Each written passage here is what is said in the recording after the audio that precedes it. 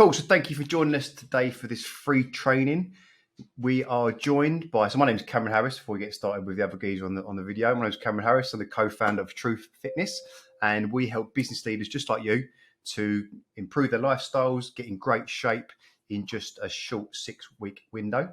Those VIP programs are kind of run and operated, and those clients are looked after, those VIP clients, by the main man on the other side of the screen there, Craig J. Simons, who is the head coach here at Truth Fitness. And we're lucky to have him today. He's going to take us through the 5 secrets to rapid weight loss. And essentially the 5 secrets we're going to reveal to you today are the same 5 pillars that we use on our 6-week rapid results system. So we've packed as much value into this program as we possibly can. We're going to run through each individual kind of secrets, the pillar, whichever one you want to call it. And Craig's going to give us a nice, short, concise, easy to consume summary of how you can take this information. Do his best, take this information, and hopefully, get yourself on the road to better health, better lifestyle choices, and essentially take you from where you are right now to that healthy business leader, which is where you want to be. So let's get cracking then. So the first one we're going to talk about today is habits. So Craig, over to you, my friend. Yes. So what you'll notice as we go through all these pillars, they all interact with each other. You'll see how they all help. And this is why we start on habits very, very first, because everyone's different. Cameron's different to me. I'm different to Tony, etc. We've got to understand that base, where you are, where you want to go, where you've come from. And it's very much like if you've ever seen anyone talk about body language and stuff like that. A lot of people think scratch your nose means that you're lying, but actually you have to understand the person's baseline before you can put in the responses to what they're doing. So if somebody's already training extremely hard, eating a good amount of protein, sleeping well, they might be going down more a performance and sort of strength system. While you might have someone that's drinking an awful lot, highly stressed, maybe doing lots of running, not working the muscles how we want to work them. So everyone's different. So the first thing, baseline, is understanding that person's habits. Then from there, you can build out the program to suit them to get their goals as well. And so, I'd say that's why it's so important to know what they're doing at first. Cool. And just, specifically with our kind of clientele, obviously we're specialists in dealing with helping business leaders, business owners, senior executives, all around the world now, actually. But we started in the City of London. That's where most of our clients kind of come from. Insurance, finance, all those kind of high stress, high pressure jobs. What would be kind of like the top 2 most regular habits that you see that are detrimental to that type of client's health? Especially when it comes to, this is what's quite good as well. Like, you've got the city, and then you've got certain sectors of the city that actually will have, if you look, different habits most of the time. So a lot of the time, just as a base, not every single person would probably be stress and then alcohol consumption. But not everyone. But that's pretty much the standard, especially in certain sectors in the city. And if you can get those under control, then you can get incredible results. Hopefully that answers that question. Yeah, brilliant. And I think it kind of rolls quite nicely into the next, secret pillar, which would be nutrition, which obviously, is a very highly contested, highly argued area. But I think the main thing that I see from talking to hundreds of business leaders is a little bit of confusion about what works and what's going to be best for them. You've got keto and calorie counting, all these different kind of methodologies. But I feel that the way that we do things is really simple and obviously very effective. So tell us a little bit about your approach to nutrition then as well. Yeah, so again, you're going from those habits and you're going into nutrition. And then what you're trying to look at, one, you don't want the client to be hungry all the time. And that's one big factor. And there's many different factors that create hunger. It can be emotional. It can be a blood sugar drop, etc., all these things. But normally if you create the right nutrition for most people, even if they've got elevated like HbA1c, which is going on to type 2 diabetes, the protocol that we've created will help them become full better. Most of the time, most people don't get good quality protein in, as a little secret really. And also they're a bit confused about what's healthy fats. They have no idea. So there's a lot of pushing in the markets to sell certain fats that are actually very cheap to produce. which, in my opinion, aren't particularly healthy and oxidize extremely easy. So it's going to create more inflammation. So the nutrition is based to, one, get you quicker, stronger, faster. Do you know what I mean? We want you to recover. Make sure you're getting the protein in for your body, getting that protein synthesis. Second, we want your hunger hormones to respond correctly. So when you eat, you're full, and you don't need to eat again 25 minutes later, 30 minutes later, an hour later. That's really going to help you as well. And then also it's understanding that you don't need to eat 5 times a day. Eating the right foods will keep you full for that long period of time. And obviously, as I said earlier, making sure you recover as well and getting away from those foods that are going to be a lot more inflammatory. And we all know alcohol isn't great, right? We know that decreases protein synthesis, brings down sleep. Do you know what I mean? Increases inflammation. They call it a depressant, not because it makes you depressed, because it actually brings down your anxiety, right? It's a social lubricant. If you're very nervous, have a drink, Dutch courage, that sort of thing. You'll feel a lot more calm. But the problem is when that's coming out of your system, the anxiety will come back up. So it's a vicious cycle. So if you can control that as well, understand it, it all comes together. And there'll be a lot of people watching this, business owners, people that are senior executives in the city. Obviously, it's a high stress, high pressure environment as standard. And they demand the higher salaries because they're dealing with high levels of stress, running teams, etc. And an observation that I've seen is that it's used as a stress reliever.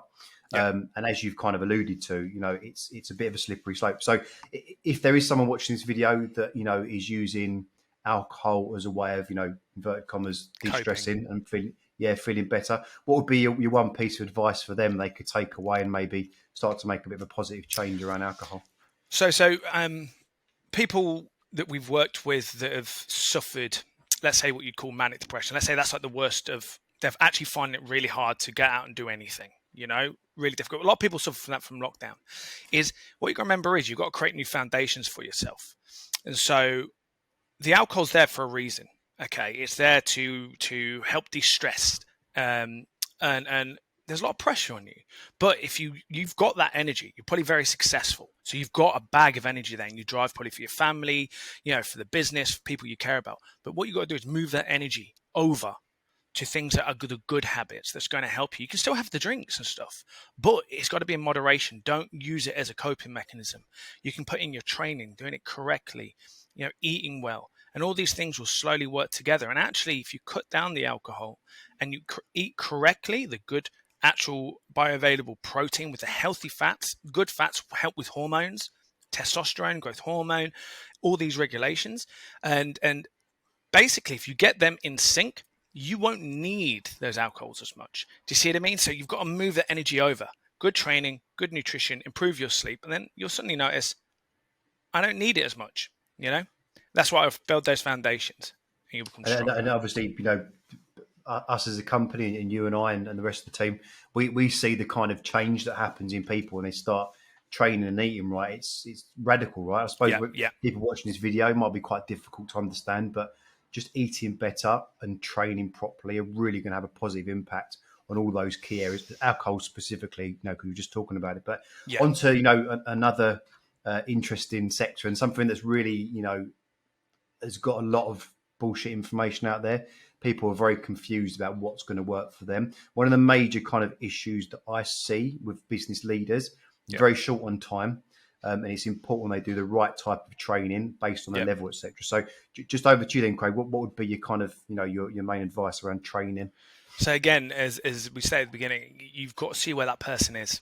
So I don't mind people doing their marathons for charity and all this sort of stuff, but marathon is too far, it's too much for the human body, in my opinion. That's why people will go, oh, if you do this, give money to charity, right? I don't see it's healthy or what it's going to do. It can be exciting, it can be this, and it can be beneficial, but we're designed to move. And the big issue is I think we've spoken about a lot of the time, is what lockdown did to a lot of people while they put on weight is they started to move less and maybe eat the same, but still put on weight, right? And so the big issue is your muscles are there for a reason. You want to keep off dynopenia and sarcopenia for as long as possible. We normally have those as we age. So one's muscle wastage, basically, and the other one is muscle strength loss over time. So if you think about your grandmother or mother or whatever, who, if they fall, they get injured quite easily. We get more brittle as we get older, but we can hold that off best we can. So you want to, one, work your muscles through a good range of motion. You don't have to go overboard. Like, I need to be able to get my leg around my head. That's not healthy either. There's an extreme. There's a sort of ratio the way you want to be. You want good range of motion, but you don't need to go and be a yoga master. You can go and do that, it's fine. But one, you want to have good range of motion, and secondly, you want those muscles to be strong, and you want healthy muscle tissue. Because remember, most of it, like with your glucose, like 80% goes into the muscle. If you've got poor and healthy muscle, like marbled with fat and this, you're not going to utilize the energy properly. Guess what? Ain't going to be pulled in. It's going to be put into the adipose tissue, or you're going to build fat in the liver, all this sort of stuff. And over time, most people are getting heavier while getting weaker. That there is a total, that's not what you want. It's a mind my language, a shit show, right? You don't want to get weaker and heavier. You should be the opposite. If I was going to get heavier, I'd want to be stronger. I'd be like, right, I'm trying to get my PBs up. But most people they build up weight over time. This is where the training is. You've got to stimulate that healthy muscle, strength, conditioning. And you know what? Once you get into that habit, most people don't turn back.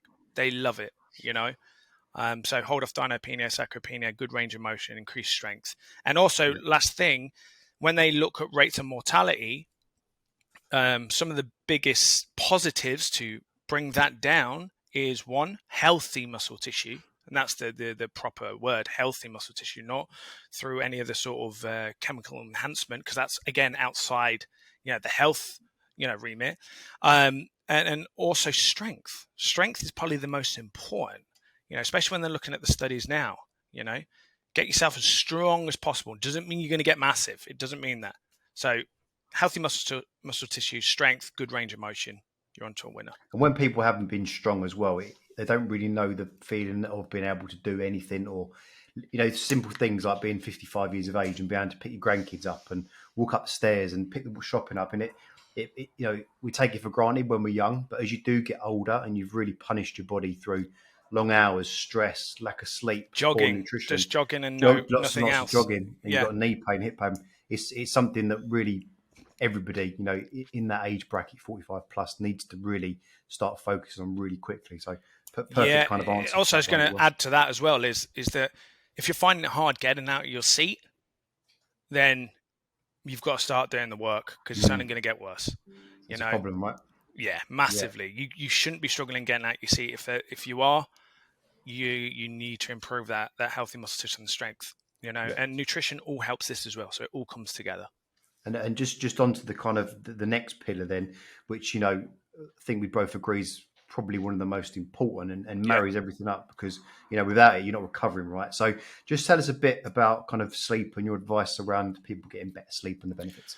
So again, this is where all the nutrition and the habits and all this sleep is completely connected to sort of like stress. Just think of sleep is where all the magic happens. You see little kiddies as they're growing up, they sleep like that, right? You've got to be worried if your kiddie can't sleep. You really want to sort that out. But most kids, no matter what they go through, they can sleep, they recover, they grow, and they're way more metabolically flexible, and they're not as damaged, right? The big problem is, as we get older, we do decrease, most of us, well, virtually everyone will actually. Everyone decreases in testosterone in men. That's like our vitality sort of hormone. It's going to make you feel bigger, stronger, quicker, faster, more positive. You're going to feel more stable, all that good stuff. In women, that converts into estrogen, and also testosterone and estrogen within themselves are a little bit like your shield against cortisol, which is your stress hormone. So if you think about stress, like if you have too many coffees and you can't, you feel unstable, and you're constantly in that sort of unstable chaos. Now, if you're not recovering, you're going to get more muscle breakdown. You're not going to utilize energy as well. You're not going to be as strong. You might get more mental health issues. There's tons of different things. So that's why sleep is so important. You could be training extremely, extremely well, and it would help with a lot of things. But if your sleep is absolutely terrible, you are not going to be optimal. And stress and sleep is definitely one of those things, what we'd call metabolic syndrome. Metabolic syndrome is what you could say insulin resistance, type 2 diabetes, all these different things. So normally if you've got metabolic syndrome, you'll have poorer health outcomes when anything sort of hits you. If you get ill from any type of cold, virus, etc., you're already in an inflammatory state, you're only going to get worse. And normally it's more downhill from there. So that's why alcohol is so contraindicated when it comes to human health, because it affects your sleep, it's going to affect hormone levels, and it's going to affect recovery. Everything you need to stay young, stay vibrant, and recover. But you can still drink, but you have to understand the damage it's going to have on your sleep. And the biggest issue is people that have been drinking for a long time, they might find that they think they sleep better when they have a drink. But it actually, when you look at the studies, it might feel like you're sleeping, but actually you don't drop into your REM sleep and all this stuff. So it's like a false comfort, if that makes sense. So if you get your sleep, someone can change their composition if they sleep well, and it can be massively beneficial on all those things I've just said. Yeah. And just a client springs to mind, obviously we won't mention names, but the way that they kind of reduced alcohol, especially in the week, was a big change for them, because suddenly they were able to sleep better, they were recovering, they felt more energy, they didn't have these kind of peaks and troughs in their energy as well. So just a real world example of just how, reducing alcohol can positively impact your sleep really, really quickly. Yeah, and sometimes the thing is that when if you're drinking, you have to be again, habits. You've got to look and go, how much am I drinking? You've got to be honest. You've got to look at it. It might not even be drinking, right? So you could be working with someone, and they might have a emotional attachment to something like food that they feel shameful about. So what they might do, they might not tell you because they don't feel good. Maybe something from younger, whatever. This is where the trust has to go in, because the more we know, if you're honest and go, look, Craig, I drank a bottle of red, another one like this, I go, okay, I can be honest with you. I can tell you what's going to happen. I can do my best to try and offset that. But if you want to get to here, we're truth. We've got to tell you the truth, right? And hopefully with that talking, it often helps, And so it all comes together. It could be dark chocolate for some people. Dark chocolate's not too bad, but if you're eating 16 bars, no, that's a bit too much. 5 bars a day, it's like a lot of energy, right? And but it all comes together. Cool. And then finally, the kind of something that really helps people change their mindset around movement and the choices they're taking through the day, whether they're getting the escalator or taking the lift or wherever it may be. NEAT. So tell us a bit more about NEAT, what it means, and how it can benefit people watch this video. Yeah, so through NEAT in here, because it stands for non-exercise activity thermogenesis. Okay, so it's everything you do in a day that's not exercise related. So it's an easy way to go steps, movement, hands, whatever, all this sort of thing. Recently, there's a study that's recently sort of come out that basically went, the more steps you have, the lower rates of mortality. I'm quite good at reading studies and stuff, and so there's many other factors than just walking. Like that study's going, these people walk a lot, whatever. But if you look, it's the fifth one down on there. It's not our first, it's not our second, it's not our third, it's not our fourth. But it does have an important place. So most people that normally get more steps in normally have more healthy user bias. So they're going to train more efficiently, eat better. They're going to be moving around. They're not going to be as still. So what we do is just to make sure we're keeping the movement up, is put in a number of steps. Make sure that every time you have a chat, don't be trying to lean like this. It's actually a really great way to go. Let's work on your body language. Let's get you into a positive state. You're going to feel better if you sit up, shoulders back, like so, then slumped in the seat like a moody teenager, right? Like we all know what that's like, right? And so basically, it's that little bit of the icing on the cake. If someone's training really well, eating super well, all that sort of good stuff, the steps don't have to be as focused on.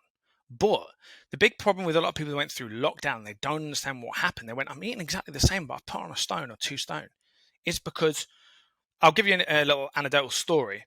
I had a friend who worked for a big gym in Wood Green, and she went into lockdown, and we're chatting. She goes, she was already fit. She was in shape. Do you know what I mean? She basically went, I'm only doing about 3,000 steps a day at the minute, because she was like a gym manager. And then I said, how many were you doing when you were at the gym? She goes, if my manager was there, probably 25,000. Do you know what I mean? She'd be walking around moving these weights, putting them all down. But what she did, she just didn't eat as much. She just stopped. Like, I've got no appetite. See, what most people do is they don't do that. What you're supposed to do, if you're not moving around as much, you don't need as much energy. Most people, because they're such stressed lifestyle, they don't quite know what their eating habits are, and they're eating the wrong foods that are going to spike your hunger hormones, is they move less and eat the same. So let's say you move 500 calories less per day, but you eat still 2,000 calories a day. That's could be 500 calories over what you're utilizing. Times that by 7, you're going to slowly put on weight. And then you're going to feel worse. You're not moving as much. Boom. Well, that's why if you actually had a look through lockdown, a lot of people went, oh, go out for a walk. It's going to help your mind and all that sort of thing. So that's why even it's when I'm talking now, this is neat. You know, using my hands, having energy in my voice, being positive. But watch people sometimes that actually find it hard to get into that good shape is when they sit down, everything's conserving energy. You know, the biggest issue with fasting in most people is their NEAT would drop down from a study. I think their NEAT dropped down, this was people training, by the way, by about 250 calories on a fasting day. Do you know what I mean? Like suddenly you lost 250 calories from a fasting day, then it's going to offset what results you can get. If you can still move at the normal amount, you're onto a winner, right? So that's what it is. Just make sure you move, sit-ups, you know, good posture, positive, get those steps in, and that's going to be like the icing on the cake and help with that recomposition, let's say. Fantastic. Well, thanks for those, Craig. So those are the 5 secrets to rapid weight loss. As you've kind of seen, the title is the 5 secrets. They're also the 5 pillars of our 6-week rapid result system. So just to summarize the video, you know, this is the pillars that we use for our 6-week rapid result programs.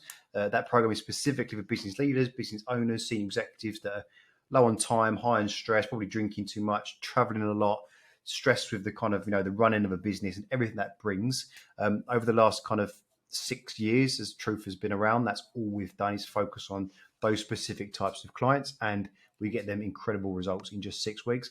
And Craig is the main man. He'll be the person that will be looking after you on that VIP program.